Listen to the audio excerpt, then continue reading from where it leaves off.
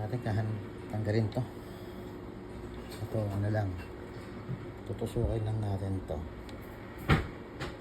para lang mabuka yun, para magkaroon ng space. Kailangan mo lang ng maliit na ano, ngiting na pangusok.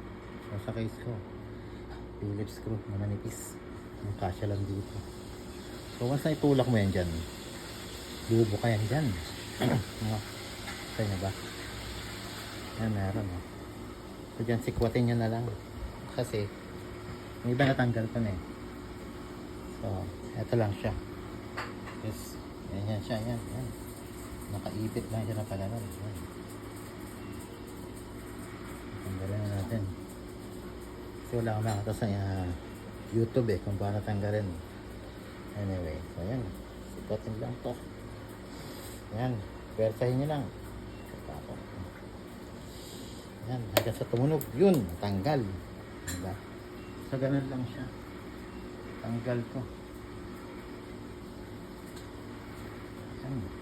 Yan, madali na siya. Tanggalin, push lang to. Push na lang yung mga gilid. Yan. Mukha na. Galing, no? Ganda ng makina niya, no? Oh. Ay, wala kang makina na ito.